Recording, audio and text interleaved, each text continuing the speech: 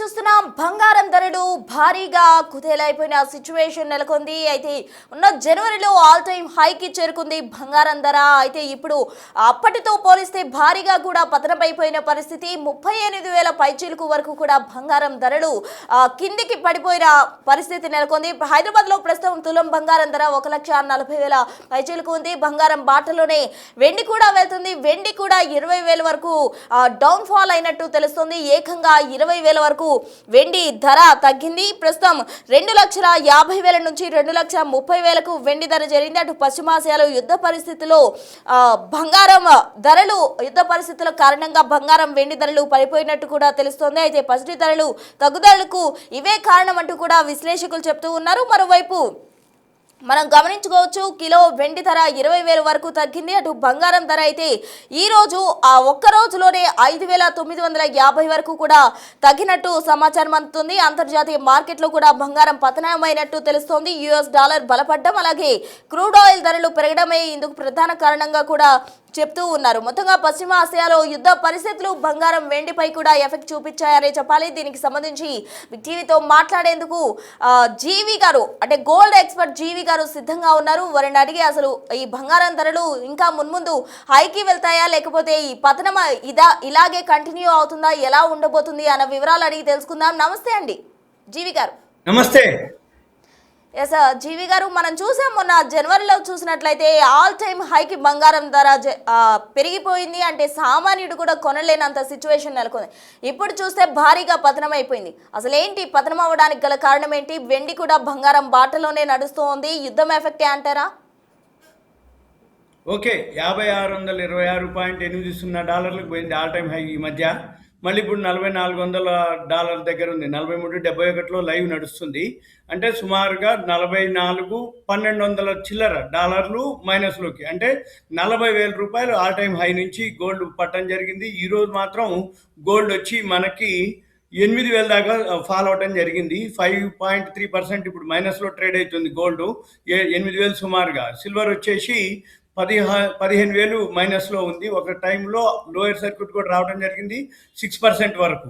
అయిన తర్వాత ఇప్పుడు వరల్డ్ మార్కెట్లో ఏదైతే గోల్డ్కు సంబంధించి కాదు, మెయిన్ అంతర్జాతీయంగా ఏదైతే ఈ హర్ముద్ జల్సంధి ఏదైతే ఉందో దాన్ని ఓపెన్ చేయాలని చెప్పేసి ట్రంప్ ఒక అనౌన్స్మెంట్ చేయడం జరిగింది. దాన్ని అల్టిమేటం ఇవ్వడం జరిగింది ఇరాన్ వాళ్ళకి. అది రేపు ఉదయం వరకు టైం ఉంది. దాంతో రేపు ఉదయం వరకు వెంబటే వాళ్ళు ఏమన్నారు, ఇరాన్ వాళ్ళు, ఒకవేళ ఈ హర్ముద్ జల్సంధిని మీరు ఓపెన్ చేయాలి అని అంటే ఓపెన్ చేసే ప్రశ్న లేదు, ఓపెన్ చెయ్యము, మళ్ళీ మేము క్లోజ్ చేస్తాము. ఒకవేళ మిత్ర దేశాలకు మాత్రం ఓపెన్ ఉంటుంది. ఈ ఇజ్రాయిల్, అమెరికాకి సంబంధించిన మిత్ర దేశాల నౌకలు కనుక దాటాలి అంటే ఒక్కొక్క నౌకకి 18 కోట్లు మేము ఛార్జ్ చేస్తామని కూడా అనౌన్స్ చేయడం జరిగింది. దీంతో ఈ ఇప్పుడు ప్రజెంట్ పరిస్థితి ఏదైతే ఉందో రేపు ఉదయం వరకు తెలియదు. కానీ వరల్డ్ మార్కెట్లు అన్నీ కూడా ఏవైతే ఉన్నాయో ఫాలో అవటం జరిగింది. దాంతో మన మార్కెట్లు కూడా ఫాలో అవటం జరిగింది. దాంతో గోల్డ్, సిల్వర్ ఇంకా బాగా ఫాలో అవుతుంది. ఫాలో అయ్యే అవకాశాలే కనపడుతున్నాయి. ఈ ఏదైతే ఈ యుద్ధం వాతావరణంతో గోల్డ్ కానీ సిల్వర్ కానీ ఇన్వెస్ట్మెంట్ ఉండదు ఎప్పుడైనా కానీ. అంతకుముందు లాస్ట్ ఇయర్ ఏం జరిగింది, సుంకాలు, టారిఫ్లు అన్నప్పుడు గోల్డ్ సిల్వర్ మీద అంటే పాజిటివ్లో ఉండేది. ఇప్పుడు గోల్డ్ సిల్వర్ ఏదైతే సుంకాలు టారిఫ్లు లేవో ఆటోమేటిక్గా ఏం జరుగుతుంది, సుంకాలు టారిఫ్లు లేవు కాబట్టి ఇప్పుడు ఇరాన్ మీద అమెరికా దాడి ఏదైతే జరుగుతుందో దాంతో క్రూడ్ ఆయిల్ మీదకి వెళ్తుంది. ఎప్పుడైనా కానీ షేర్ మార్కెట్ పడుతూ ఉంటే గోల్డ్ సిల్వర్ పెరుగుతుంది. అయితే ఇప్పుడు వరల్డ్ మార్కెట్లు అన్నీ పడుతూ ఉన్నాయి, గోల్డ్ సిల్వర్ కూడా పడుతుంది. ఇప్పుడు ఫోకస్ అంతా క్రూడ్ ఆయిల్, న్యాచురల్ గ్యాసే. ఈ crude oil, natural gas effect అయిపోతే తప్ప మళ్ళీ గోల్డ్ సిల్వర్ కానీ మన షేర్ మార్కెట్లు కానీ పెరిగే అవకాశాలు కనపడటం లేదు.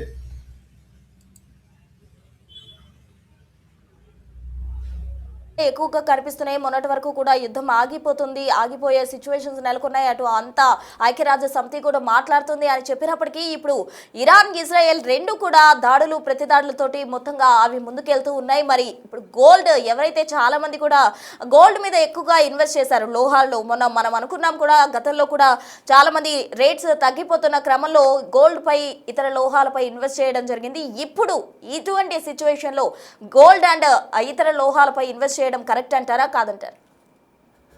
వెయిట్ చేయడం తప్ప చేసేది ఏం లేదు ఇప్పుడు. ఎందుకంటే మెయిన్ ఫోకస్ ఇన్ఫ్లేషన్ పెరుగుతుంది. రూపీ ఆల్ టైమ్ లోకి రావడం జరిగింది. ఎప్పుడైతే అంటే ఈ ఇన్ఫ్లేషన్ ధరలు పెరుగుతాయో, క్రూడ్ ఆయిల్, నేచురల్ గ్యాస్ పెరుగుతూ ఉన్నాయో, షేర్ మార్కెట్లు అన్ని ఫాల్ అవుతుంది, రూపాయి బలహీనపడుతుంది. తర్వాత ఇన్ఫ్లేషన్ ఎప్పుడైతే పెరుగుతుందో ఆటోమేటిక్గా ఎకానమీలు అంటే ఇరాను, అమెరికా ఎకానమీలు పోయినట్టే. కాకపోతే ప్రపంచ దేశాలన్నీ కూడా స్లో డౌన్ అయిపోతాయి. ఎందుకంటే మనకి కావాల్సిన crude oil, natural gas supply లేదు. ఆ సప్లై ఉన్నంత వరకు, సప్లై వచ్చేంత వరకు మళ్ళీ మన మార్కెట్లు పెరిగేది లేదు. ఎఫ్ఐఐలు కంటిన్యూగా అమ్ముతూనే ఉన్నారు. ఎఫ్ఐఐలు మళ్ళీ బయింగ్లోకి వస్తే తప్ప మన మార్కెట్లు పెరిగే అవకాశాలు కనపడటం లేదు.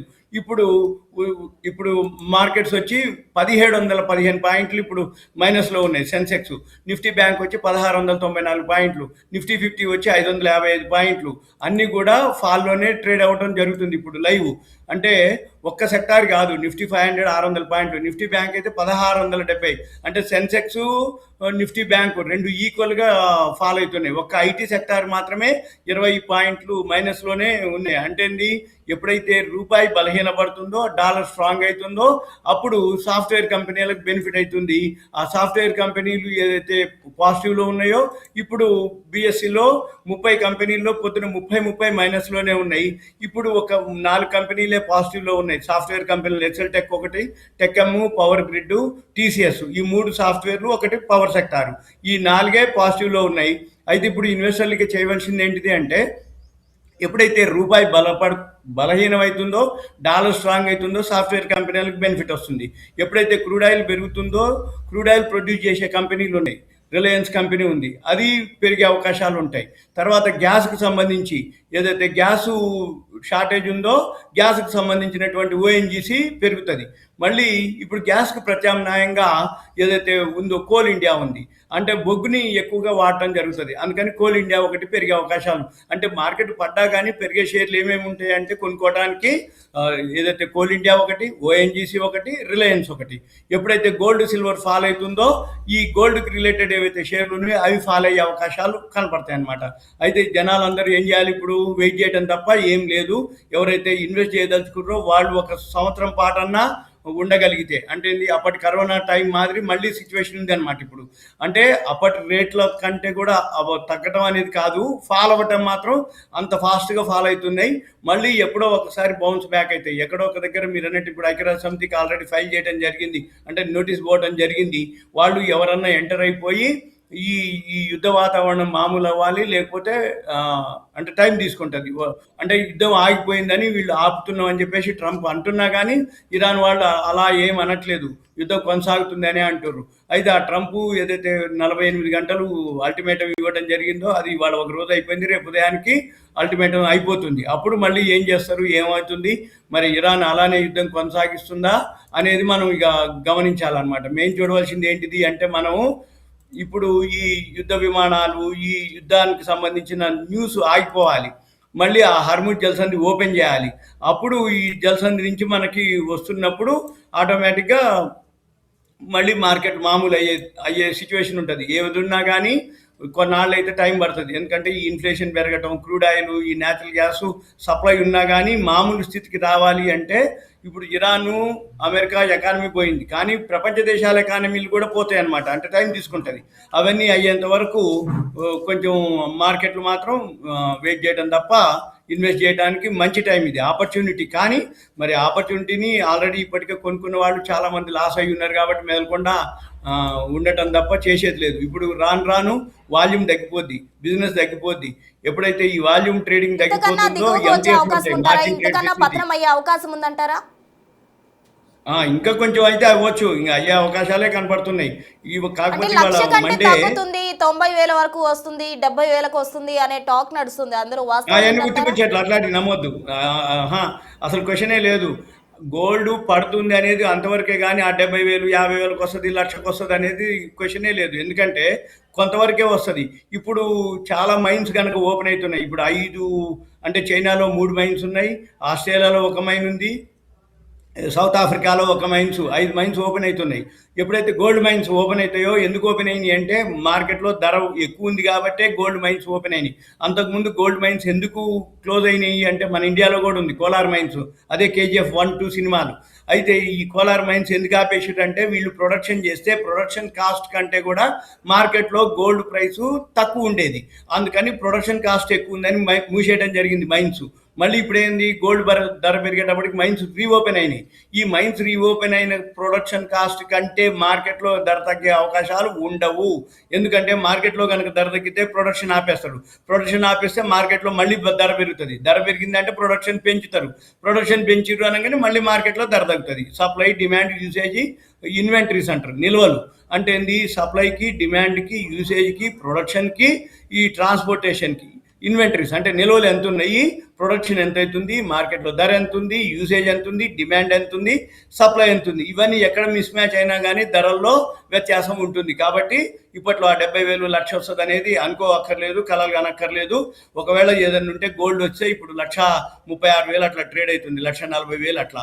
కాకపోతే మార్కెట్లో డిస్కౌంట్లో ట్రేడ్ అవుతున్నాయి. అంటే ఇప్పుడు తగ్గుతుందని మనకు తెలిస్తే ఆల్రెడీ శనివారం నాడు ఇప్పుడు 1,500, 2,000 రూపాయలు తులానికి తగ్గించడం జరిగింది. సిల్వర్ అయితే 3,000 మైనస్ చేసిర్రు. మళ్ళీ ఈ రోజు కూడా వాళ్ళు మైనస్లోనే అమ్ముతారు. అంటే ప్రీమియం, డిస్కౌంట్ అంటే రెండు ఉంటాయి. ప్రీమియం అంటే ఏంది, జనవరి 29వ తారీఖు ఆల్ టైమ్ హైక్ పోయింది. ఆ టైంలో ఏం జరిగింది, ఎవరైతే కొనుక్కుంటామనంటే మొత్తం మనం పైసలు కట్టాలి, 2-3 రోజుల తర్వాత, వారం రోజుల తర్వాత డెలివరీ ఇస్తామని ప్రీమియం అంటే ఎక్కువ రేటుతో అమ్మడం జరిగింది. ఇప్పుడు డిస్కౌంట్ అంటారు. డిస్కౌంట్ అంటే మార్కెట్లో ఉన్న ప్రైస్ కంటే తక్కువకే మనకి అమ్ముతారు. తక్కువకి ఎందుకు అమ్ముతారు అంటే ఎట్లాగూ తగ్గుతుందని నీకు తెలుసు, అతనికి తెలుసు. కొనేవాళ్ళు తక్కువ అవుతుందని కొనరు, అమ్మేవాళ్ళు డిస్కౌంట్కి ఇస్తాము కొనుక్కోండి అంటారు. అంటే బిజినెస్ జరిగే అవకాశాలు లేవు. ఎందుకంటే కొనేవాళ్ళు వెయిట్ చేస్తారు, అమ్మేవాళ్ళు తొందరగా తక్కువకైనా రేపు తగ్గుతుంది కదా అంతమంది ఈరోజు తగ్గించి అమ్మేస్తారు, కానీ కొనరు. ఆ పెరిగేటప్పుడు వాళ్ళు అమ్మరు, వీళ్ళు కొనడానికి పోతారు. అంటే ఏంది, పెరుగుతుందని నీకు తెలుసు, అమ్మే వాళ్ళకి తెలుసు. అందుకని అప్పుడు ఏంది, వాళ్ళు అమ్మరు. ఎందుకు అమ్మరు అంటే ఎట్లాగూ పెరుగుతుంది కదా అని. కొనేవాళ్ళు ఏమంటారు అంటే ఎక్కువ పెట్టి ప్రీమియం అని అంటారు దాన్ని. అంటే ఏంది, మార్కెట్లో ఉన్న దానికంటే షార్టేజ్ ఉంది. అప్పుడు మనం చూసినాం జనవరి 20వ తారీఖు క్యూలు కట్టిరు. జనవరి కాదనుకుంటా, డిసెంబర్ 20వ తారీఖు. డిసెంబర్ 20వ తారీఖు క్యూలు కట్టి మనమే యూట్యూబ్లలో చెప్పడం జరిగింది. ఏది, బంగారం షాపులలో గంటలు నిలబడి గోల్డ్, సిల్వర్ కొనుక్కుంటాం జరిగిందని. కానీ మళ్ళీ ఏమైంది, తర్వాత ఫాలో అవటం జరిగింది. మళ్ళీ ఇప్పుడు ఇంకా ఫాలో అవుతుంది.